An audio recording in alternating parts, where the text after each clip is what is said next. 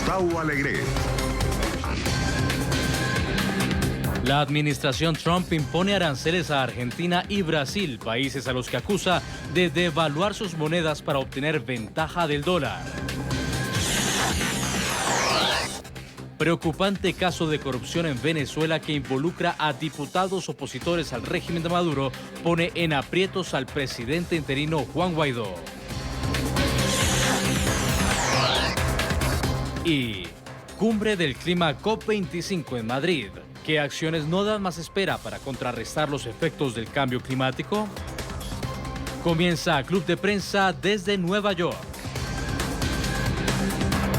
Estas y otras cuestiones de esta actualidad de hoy que vamos a compartir con ustedes en este especial Club de Prensa que hoy hacemos desde Nueva York, en nuestros estudios en NTN 24, el canal de las Américas. Estamos en Nueva York para una cobertura especial de la Alianza de Impacto Latino que se va a llevar a cabo en Naciones Unidas, de la cual les decíamos NTN 24 es medio aliado. Esto nos trae a la Gran Manzana. Hoy este Club de Prensa que vamos a compartir con las periodistas que nos van a acompañar en este espacio de análisis, de trabajo en esta mañana lluviosa y fría en la capital del mundo, como la llaman algunos, la ciudad de Nueva York, la ciudad que nunca duerme. Hoy con Mamen Sala, que es periodista española, es corresponsal del canal de televisión Telecinco de Madrid, España. Mamen, ¿cómo estás? Muy buenos días. Muy buenos días. Gracias por estar con nosotros.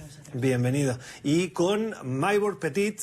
Maybord es periodista venezolana, es periodista independiente de investigación. Maybord, ¿cómo estás? Muy buenos días. Muy buenos días. ¿Frío?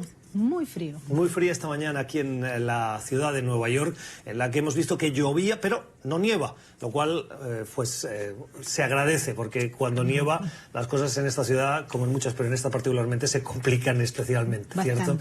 Empecemos con estas cuestiones de la actualidad, la que nos marcaba el presidente Trump en esta mañana, con dos mensajes de Twitter dirigidos a Brasil y Argentina. Los acusa de utilizar la herramienta de política monetaria, la devaluación de la moneda, para aprovecharse, dice Trump, del dólar, y esto está perjudicando a los agricultores, lo cual lleva a la economía estadounidense, por indicación de su presidente, a reimponer aranceles al acero y al aluminio.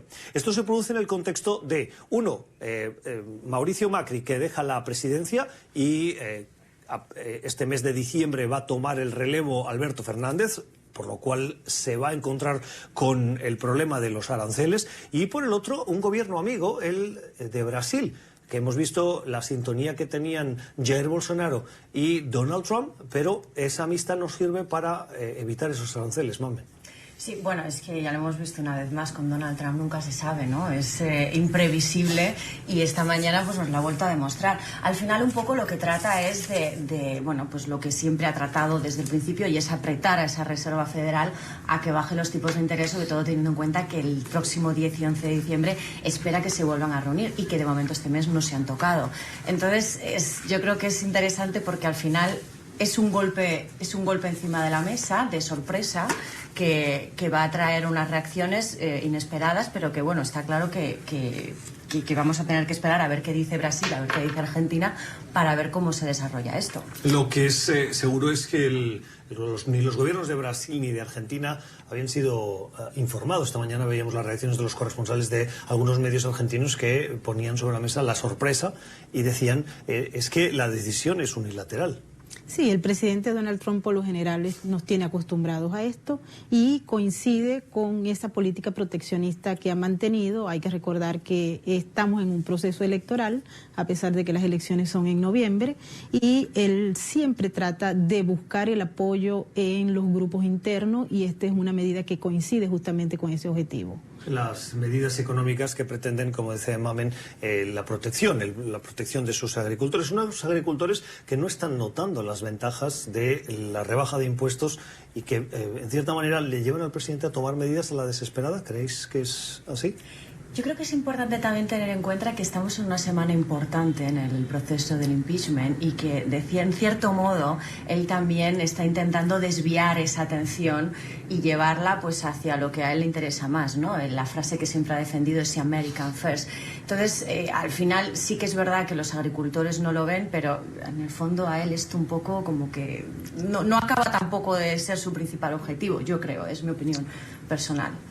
Sí, ciertamente coincido contigo, pero hay que tomar en cuenta que él ha venido manejando narrativas de esta naturaleza con los grupos en los últimos mítines que ha realizado en lo interno, y se ha visto que ha conversado con algunos de los agricultores. Supongo que esa decisión viene por allí, aunado obviamente a la necesidad que tiene de desviar la atención y de alguna manera, y esto le ha venido funcionando desde hace mucho tiempo, generar un conflicto, generar unos titulares importantes en la prensa que lo mantengan arriba, y obviamente que se aleje la discusión que va a tener curso esta semana y las próximas decisiones que se tomarán de acuerdo a lo que se ha anunciado en los próximos días. Esto está desviando también la atención de la falta de avances en la negociación con China por el tema de precisamente esos aranceles y esa guerra comercial.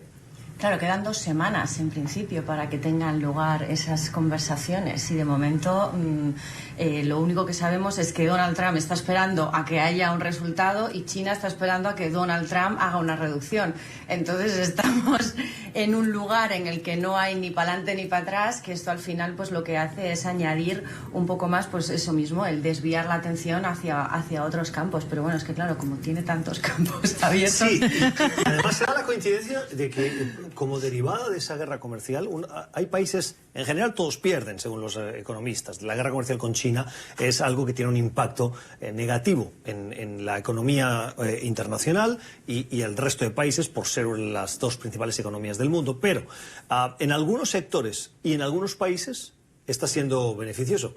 Pienso, por ejemplo, en Brasil, que debido a la guerra de aranceles está viendo incrementada la compra de soja por parte de China de los productores brasileños. Claro, Donald Trump dice, claro, yo tengo una guerra, pero ahora Brasil se está beneficiando y por lo tanto lo que tengo que hacer es contrabalancear para lanzar ese mensaje al menos a mi público interno y decirle, nadie se beneficia aquí de nada porque yo estoy para protegerlos. Sí. Es lo mismo que le pasa a Vietnam. Vietnam también se está protegiendo, también se está beneficiando de esa guerra comercial con China. Hay muchos países que se están beneficiando de esto, pero definitivamente en el caso de los Estados Unidos y particularmente de esta política proteccionista de Donald Trump, él vende hacia adentro un gran logro, y eso es importante para los objetivos que él desea obtener, no solamente a finales de este año, sino también en el próximo año, que se enfrenta a unas elecciones donde hay muchos puntos negativos que él tiene que por lo menos hacerle frente, y aunque no se sabe quién va a ser el candidato, pues obviamente su política proteccionista y su narrativa a favor de los grupos productores en los Estados Unidos hace que él vaya un paso adelante en relación al tema electoral. No, simplemente hay una cosa que también creo que es importante, y es que, por ejemplo, los aranceles que impuso a los productos que venían de España, ¿no? Ese aceite que venía de España. Aceite de oliva, las aceitunas. Al final lo que está perjudicando es a los productores, porque yo recuerdo que hablando con muchos productores decían, no, es que no podemos subir el precio al consumidor porque entonces perdemos clientes, ¿no? Y esto es un poco lo mismo que puede pasar en otros campos, con otros productos. O sea, al final, ¿quién va a pagar esto? ¿El consumidor final? ¿Lo va a pagar el productor, que va a asumir parte de este incremento para no perder clientes? Es un arma de doble filo, yo creo. Vamos a cambiar de asunto. Maybord, hay escándalo en Venezuela, un escándalo que parece estar salpicando a algunos diputados de la Asamblea Nacional, y que ese cuerpo legislativo está presidido por el quien es considerado presidente encargado de Venezuela, Juan Guaidó. Parece ser que había, no sé si la palabra sería una presunta trama de favores para evitar investigaciones, que avancen investigaciones que beneficiasen de empresarios que se beneficiaban de lo que se conoce como CLAPS. ¿Qué está pasando? Sí, ciertamente. Este asunto de la Comisión de Contraloría de la Asamblea Nacional no es nuevo.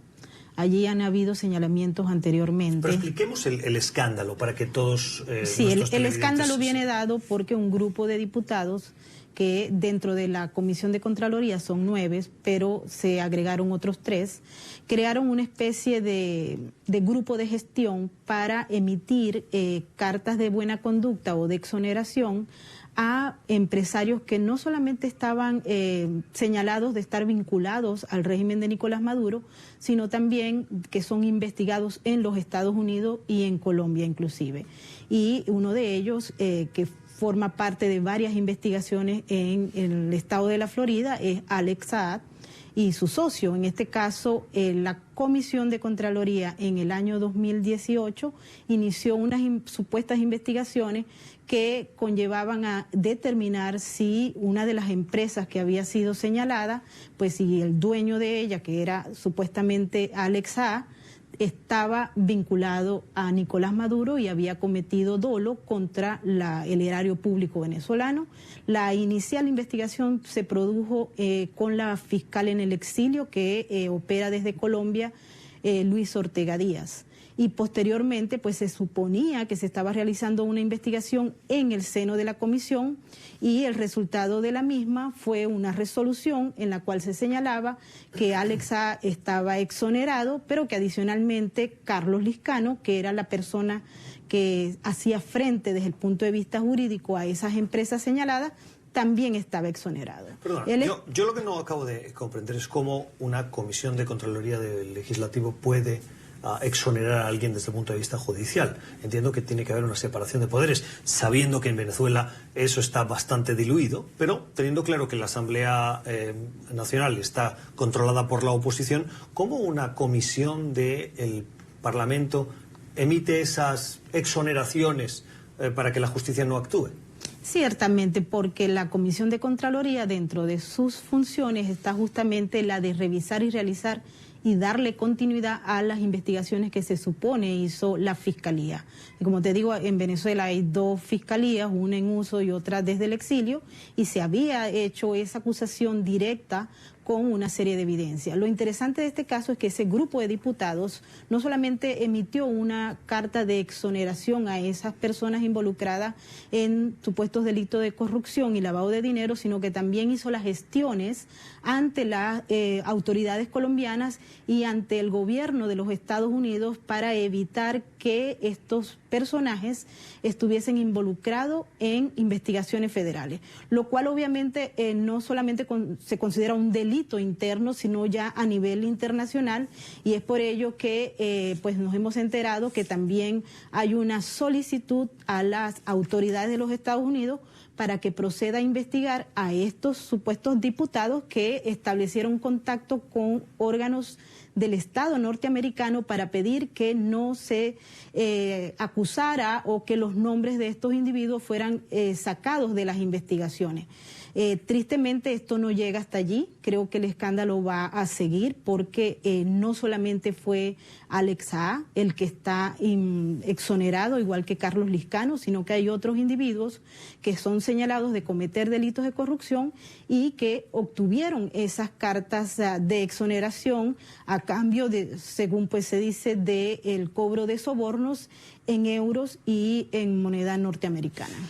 Tengo aquí la lista, el informe lo difundió la página armando.info y según este reportaje los diputados que están implicados en esa investigación pertenecen a partidos como Primero Justicia, Voluntad Popular, Un Nuevo Tiempo, Cambiemos, y son varios nombres, pero de todos ellos, ¿hay diputados próximos al considerado presidente encargado Juan Guaidó? Sí, ciertamente son los diputados que pertenecen a Voluntad Popular y también los de Primero Justicia, porque forman parte justamente de esos dos grupos políticos que le dan el soporte más importante al presidente encargado, Juan Guaidó. Guaidó ha dicho en las últimas horas que no vamos a tapar, textualmente, los delitos de nadie. ¿Va a verse afectado Guaidó? Bueno, ellos están luchando para que eso no ocurra, es decir, para que Guaidó salga por lo menos libre de esta trama de corrupción. Esto hay que agregarle otra trama de corrupción que es conocida como el Cucutazo, en el cual pues personas vinculadas al entorno de Juan Guaidó fueron acusadas de haberse beneficiado de unos fondos que eran supuestamente iban a ser dedicados a la atención de los militares que le dieron apoyo a Guaidó y que se cruzaron la frontera hacia Cúcuta, y también lo que se manejaba de ayuda humanitaria. Este caso está pendiente en la Fiscalía de Colombia, aún no se conoce el resultado de las decisiones que se vayan a tomar. Lo que sí se conoce, y esto solamente a través de investigaciones periodísticas, porque justamente ni la Comisión de Contraloría ni la presidencia interina dieron detalles al respecto, sino que se dedicaron a informar que eso estaba bajo investigación. Hoy en día no se sabe exactamente qué fue lo que ocurrió, lo que sí es que el escándalo se acrecentó debido a que fue destituido el embajador de Guaidó en Colombia, Humberto Calderón Berti, y a raíz de esa destitución se dieron a conocer más detalles de esa investigación que definitivamente enloda el entorno del presidente interino Juan Guaidó. Yo creo que es importante ver cómo el presidente interino Juan Guaidó va a manejar esta crisis, porque estamos en un momento en el que su popularidad ha bajado, ha caído. Está ahora mismo, según datos ofrecidos por Data Analysis, en un 42%, cuando estaba en un 63% cuando llegó en enero. Hay algunas que le dan menos, pero bueno, tenemos el 45% está debilitado. Entonces va a ser muy importante cómo maneje esta crisis. Eso por un lado. Por otro, estamos muy cerca del 5 de enero. Está claro que él va a salir, o eso es por lo menos lo que apunta en las encuestas, que él va a salir de nuevo, pero... Expliquémoslo del 5 de enero porque no todo el mundo lo conoce. El 5 de enero acaba el periodo de interinaje o de presidencia de la Asamblea Nacional y teóricamente, por el pacto que tienen los diversos partidos, van rotando esa presidencia de la Cámara, que le permite a Guaidó, en una interpretación constitucional, asumir la presidencia interina. Si no sale reelegido, nos encontraremos con el problema de que 52 países reconocen a una persona como presidente cuya legitimidad viene dada por un proceso de interpretación constitucional por el hecho de que es presidente de la Asamblea Nacional, que al dejar de serlo entraremos en un limbo de ¿y ahora qué pasa? Sí, ciertamente sobre eso hay que tomar en cuenta que hubo una declaración de los principales grupos políticos que conforman la mesa de la unidad para darle un voto de apoyo a Juan Guaidó. Pero y que eso él no continuara. Ha pasado, ¿verdad?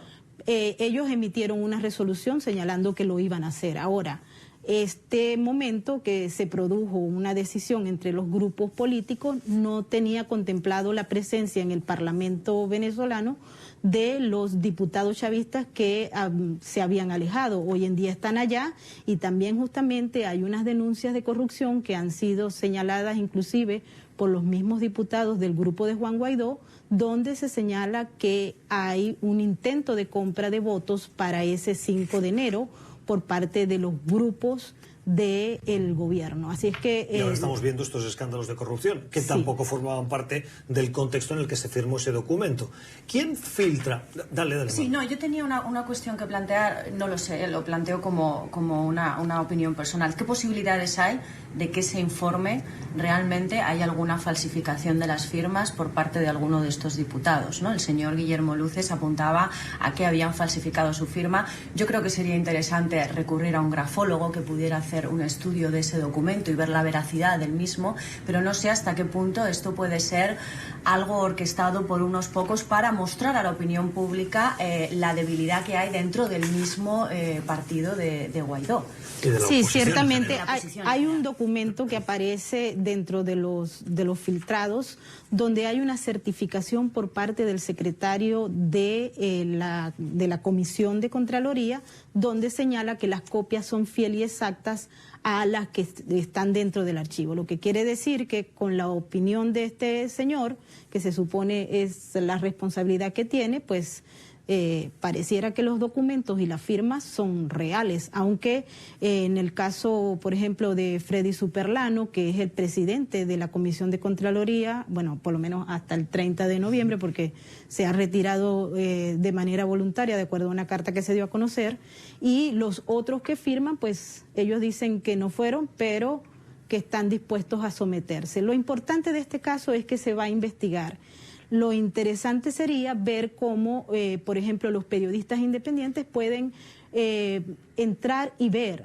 Ayer justamente estaba en una polémica con uno de los expresidentes de la Comisión de Contraloría, porque personalmente he intentado por varias vías conseguir expedientes de investigaciones que se realizan en el seno de la Comisión de Contraloría, y me he conseguido con un muro de contención y con una serie de obstáculos que no le permiten a la prensa independiente revisar esas investigaciones que tuvieron como resultado final esas cartas de exoneración a otros empresarios. Maybor, antes de ir a la pausa, cuando hay una filtración en periodismo, una de las primeras preguntas que los periodistas nos hacemos es ¿quién filtra y por qué ahora? ¿Podríamos responder esa pregunta? ¿Por qué se conoce justo ahora estos escándalos de corrupción que pueden acabar afectando de alguna manera a la figura y el liderazgo de Guaidó, que, como decía Mamen, ya está debilitado?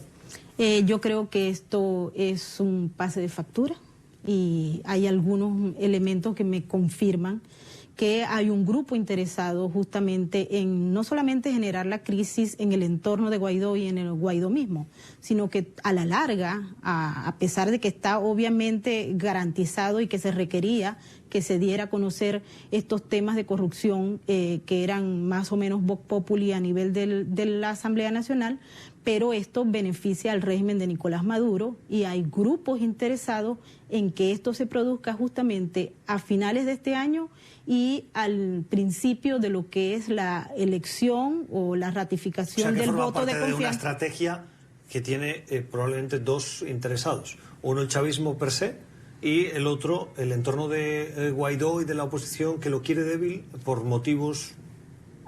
Yo creo que sí, ciertamente, tal vez no sea directamente el entorno de Guaidó, pero sí hay grupos políticos que conforman ese conglomerado que debería estar unido para unos objetivos, pero no lo está, y de allí se ha filtrado la información. A mí me llegaron los documentos por un grupo, pero hay que recordar que el inicio de este enredo lo dio a conocer en su cuenta de Twitter el expresidente de PDVSA, Rafael Ramírez, quien también es acusado por delitos de corrupción en Venezuela y señalado acá en los Estados Unidos y en otros países por supuesto enriquecimiento ilícito y corrupción a nivel de todos los años que estuvo al frente de la industria petrolera venezolana. Entonces son elementos que hay que tomar en cuenta a la hora de hacer, si se quiere, una conclusión general de lo que ha pasado hasta ahora.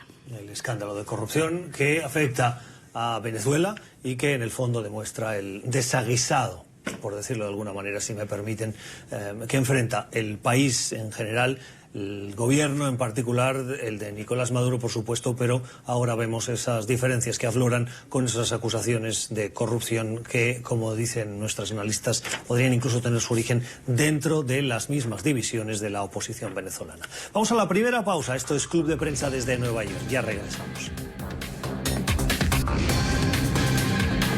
Seguimos en esta edición de Club de Prensa desde Nueva York, hoy con Mamen Salah y con Maybor Petit, analizando cuestiones de la actualidad, una actualidad que también nos lleva a Madrid. Pero antes de entrar en la noticia que nos interesa, hablando en el segmento anterior de Venezuela, hay un personaje que está vinculado a Madrid, al menos Maybor, es lo que conocíamos, el último paradero, el de el Pollo Carvajal, o así le llaman. El Pollo Carvajal fue quien estuvo al frente de los servicios de inteligencia militar del presidente Chávez y que se distanció del chavismo. Parece que estaba colaborando con la justicia estadounidense, pero la justicia estadounidense lo reclamó en extradición después de haber sido detenido en España, y cuando autorizaron, después de haber sido rechazada su extradición, desapareció, dejando en evidencia a los servicios de inteligencia y de seguridad españoles y desconociendo su ahora mismo paradero. Sí, importante en este caso, él nunca logró un acuerdo de colaboración con las autoridades del gobierno de los Estados Unidos. Él lo intentó. Él lo intentó en varias oportunidades. De hecho, pagó abogados para que de alguna manera conversaran con los fiscales para llegar a un acuerdo de negociación, poniendo condiciones previas que por lo general el Departamento de Justicia no acepta. Y en ese proceso pues se escapó. Él fue miembro de los servicios de inteligencia durante Chávez y durante Nicolás Maduro, y también ocupó cargos importantes, inclusive fue hasta designado cónsul de Venezuela por Nicolás Maduro en Aruba, cuando fue por primera vez pues arrestado a solicitud de las autoridades de los Estados Unidos. No hubo una declaración inicial, se produjo la decisión de la Asamblea de Justicia de España, que decidió no extraditarlo por una serie de elementos que fueron cuestionados posteriormente, y al revertirse, pues este individuo se desapareció. Nos llamó muchísimo la atención un video que hizo su esposa, en el cual se dieron a conocer más o menos esos elementos que la misma defensa había planteado, pero sí sabemos que eso lo que hizo fue generar mayor presión por parte del gobierno de los Estados Unidos hacia las autoridades españolas para que den con su paradero. Se sabe que recibió ayuda por parte de los servicios de inteligencia de España y que de hecho llegó apadrinado por algunos de los miembros principales de ese servicio, y pues ahora se sospecha y se ha hecho esa, por lo menos públicamente se ha dado a conocer eso, de que justamente él está escudado, protegido por el gobierno español, y eso pues deja mucho que desear, ¿no? Ya se ha venido discutiendo este tema y el hombre no aparece por ningún radar, a pesar de que el gobierno... ¿Tú crees que la desaparición está vinculada a una protección que le está dando el gobierno de España? Sí, grupos del gobierno de España, ¿Qué definitivamente. quiere decir grupos del gobierno de España? Porque no son todos. Recuerda que en España hay una división importante de poderes en estos momentos, pero hay un grupo particular que lo está apoyando, y se ha notado por las declaraciones que se han hecho, y también pues porque... Te voy a pedir que seas más explícita. ¿Qué quiere decir un grupo particular? Bueno, son sectores del Servicio de Inteligencia Español que le brindaron no solamente el apoyo, sino que lo recibieron cuando llegó, y hicieron que la información sobre la extradición se diera a conocer de manera muy irregular antes de que fuera publicada por el órgano oficial. O sea, tú lo que nos estás diciendo es que tienes sospecha de que dentro de los servicios de inteligencia españoles hay un grupo, si no te estoy entendiendo mal, que está asesorando y protegiendo en un paradero desconocido a el general Hugo Armando Carvajal Barrios, conocido como el Pollo Carvajal. Sí, esa es la información. ¿Y esto en contra del gobierno o con el conocimiento del gobierno de puertas adentro? Pareciera que es muy difícil que se produzca una decisión de protección de un criminal que está siendo buscado por la justicia norteamericana por delitos que no son nada atractivos para cualquier país, y que este individuo no solamente conozca con anticipación la decisión de un órgano de justicia, sino que también pueda fugarse. Ellos tenían el pasaporte que había usado, y este individuo tiene muchísimas otras identidades porque ya se había denunciado esto, y hoy en día no aparece. ¿Cómo fue que este señor se enteró con anticipación y por qué se filtró ese documento a un medio sin haber sido publicado por el órgano de justicia, que por lo general lo hace? Es decir, hubo muchos elementos que te llevan a pensar que definitivamente el individuo tiene una protección de muchos hombres poderosos, pero que también pues fíjate que destituyeron a una ¿Pero no de las abunda personas. eso en las teorías conspirativas? No tiene ninguna lógica desde el punto de vista jurídico lo que se produjo. Por lo general pues se debería cumplir con todo lo establecido para una extradición. De hecho, cuando tú lees la decisión que toma la Asamblea para negar la extradición al inicio, no tiene sentido, porque el documento que envió la Fiscalía de los Estados Unidos a la Fiscalía Española muestra varios elementos y están cónsonos con unas evidencias que han sido ya... todo eso yo creo que entra dentro de los hechos, pero el general Carvajal estaba en libertad, sin pasaporte retirado, pero es una persona muy recursiva que, como tú decías, tiene muchas identidades. Cuando él supo de la decisión de avanzar con su extradición después de haber sido negada, él estaba en libertad. Es en ese momento en el que él puede decidir desaparecer. Eso no lleva a una conclusión de que cuenta con el apoyo de un sector interno de la inteligencia española.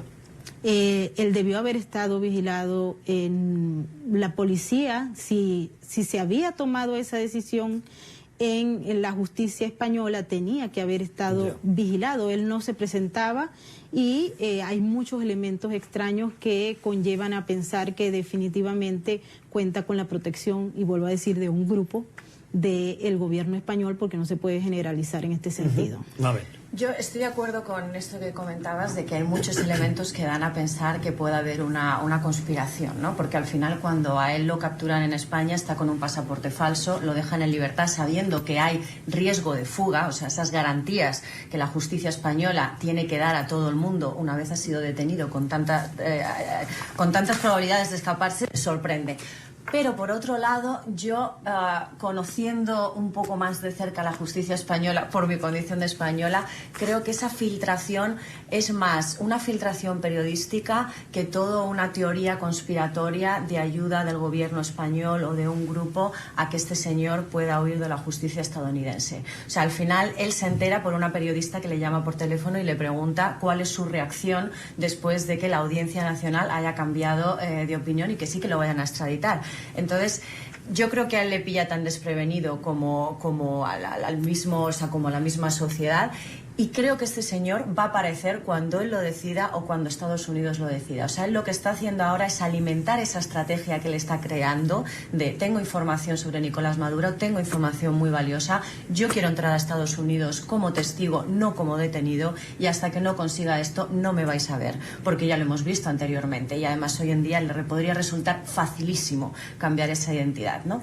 Entonces, y luego, bueno, sabemos que a Venezuela no va a volver. O sea, este señor tiene muchísimo dinero que no va a poder gastar y además tiene una familia a la que proteger y garantizar una seguridad, ¿no? Entonces, a él lo que más le interesa es venir a Estados Unidos, pero con unas condiciones que le garanticen esa seguridad a él y a su familia.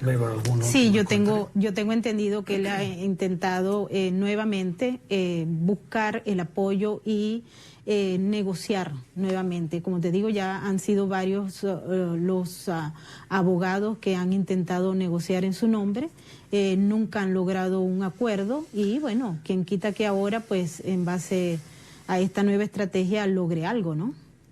Vamos a hablar de la otra noticia que nos llevaba a la capital de España, en Madrid, donde se ha producido la inauguración de la Cumbre del Clima, esa cumbre que lidera Naciones Unidas y que tiene a Pedro Sánchez, el presidente en funciones español, como presidente de esa cumbre, conjuntamente con Chile. Un Chile que tenía que ser la sede de esa cumbre internacional, pero que debido a la situación de inestabilidad tuvo que solicitar la cancelación y el relevo lo tomó España. España que da el reconocimiento a Chile en esa cumbre, que vamos a ver a delegaciones de 200 países, incluido Estados Unidos, aunque Estados Unidos se retiró del Acuerdo de París, pero que buscan trabajar para la reducción de los efectos del cambio climático, esos gases de efecto invernadero que están causando estos estragos de noticias en cualquier parte del mundo vinculadas a un cambio en el clima. Sí, claro, aquí la cuestión es, estas reuniones siguen estando muy bien, pero al final lo importante, que es que venga el señor Donald Trump y diga que al final no vamos a salir de ese pacto de París, que esté también representado India, que esté también Brasil, o sea, los más importantes siguen sin estar, seguimos quedando los mismos siempre, ¿no? Al final el objetivo está claro que es conseguir ese presupuesto que no se va a conseguir por la salida de Estados, o sea, por el hecho de que Estados Unidos va a dejar de poner dinero, ¿no? Esos 100.000 millones de dólares, creo que eran. Entonces, todo esto está muy bien, pero a mí me parece, creo que lo interesante es hacer un poco lo que señalaba el secretario general Antonio Guterres cuando se celebró aquí la cumbre del clima.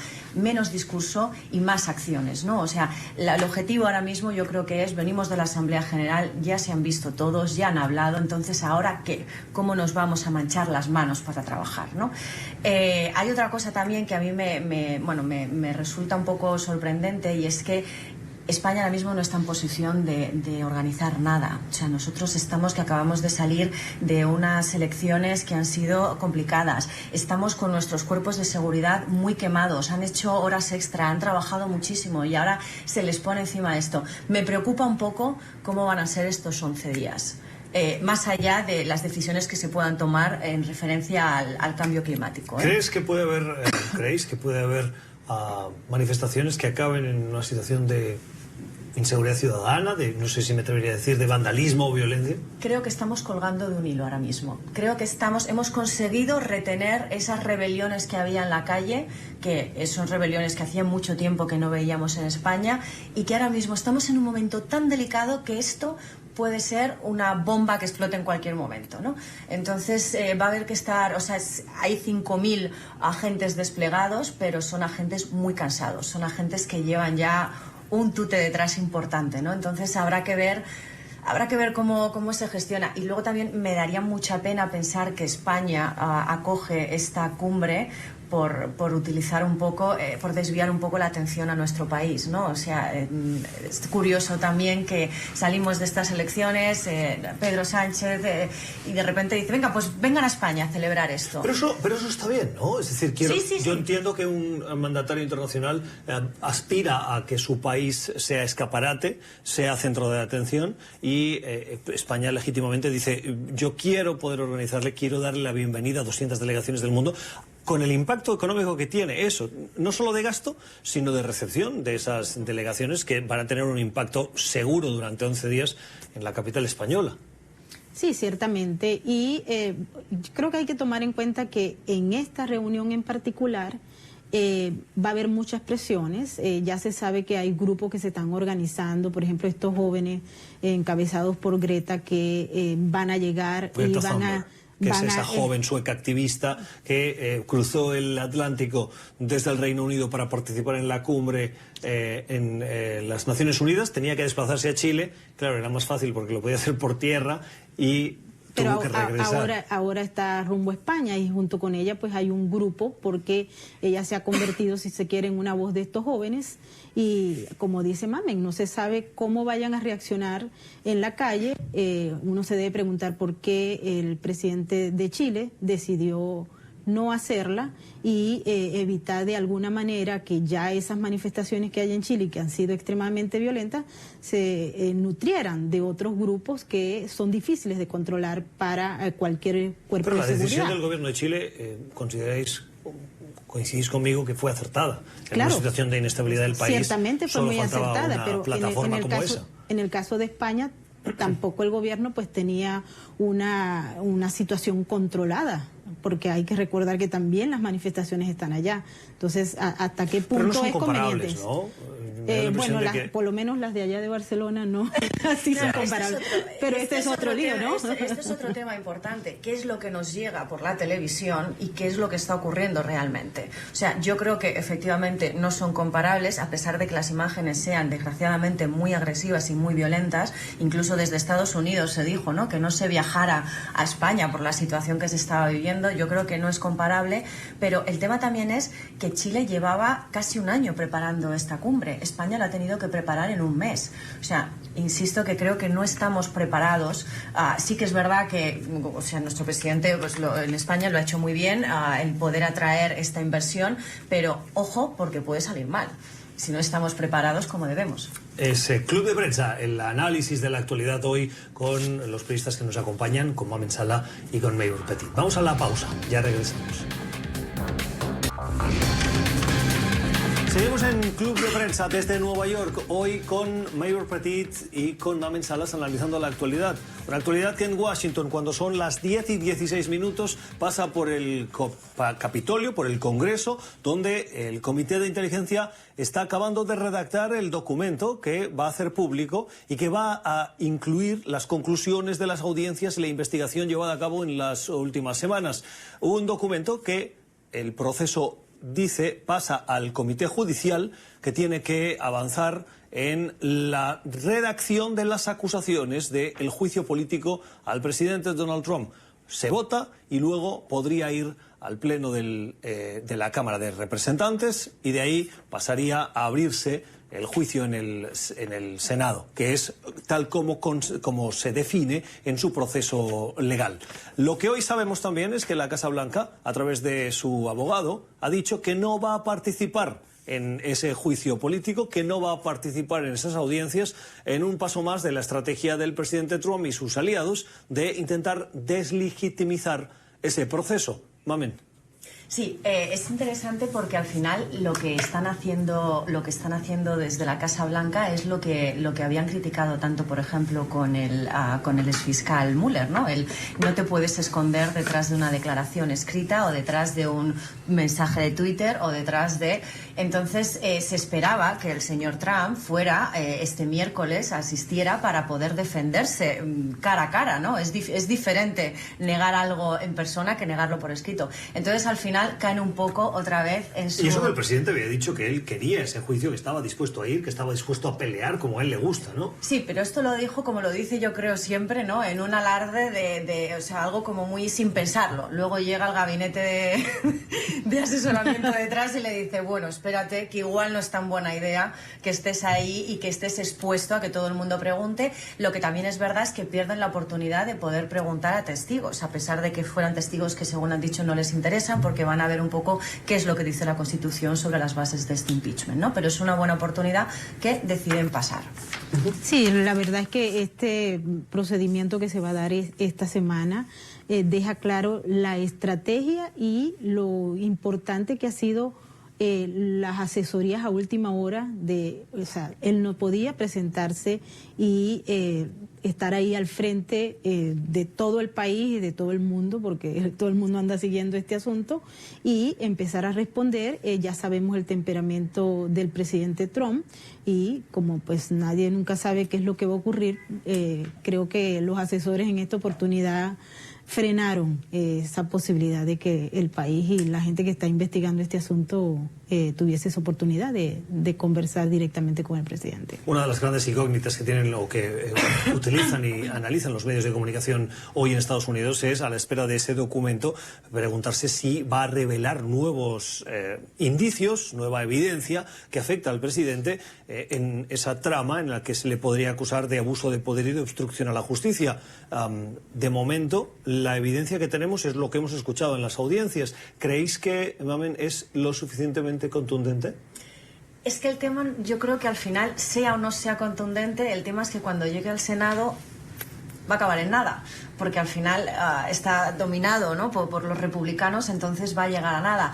Yo creo que al final el objetivo aquí era marcar, ponerle una rayita o un problema a Trump antes de empezar el año, y es lo que van a conseguir. Si todo esto sigue adelante, comenzaremos el año con ese juicio, ¿no? Entonces yo creo que un poco el objetivo que tenían lo han conseguido, porque ellos saben que esto no va a acabar en nada, los demócratas saben que esto no va a acabar en nada, pero yo creo que no vamos a ver nada nuevo de momento. O sea, creo que ahora mismo ya tenemos toda la información encima de la mesa y es muy difícil que aparezca datos. Sí, definitivamente no hay nuevos elementos, y esto sirve como precedente para lo que pueda ocurrir. Siento que estos elementos van a ser de peso el año que viene por las elecciones y por cómo se vaya a desarrollar esa campaña electoral, que promete muchísimo. Y bueno, aquí hay un punto de inflexión que puede definitivamente perjudicar, y eso se va a ver en las próximas encuestas que se den a conocer, ¿no? 10:21 de la mañana en Nueva York. Esto es Club de Prensa.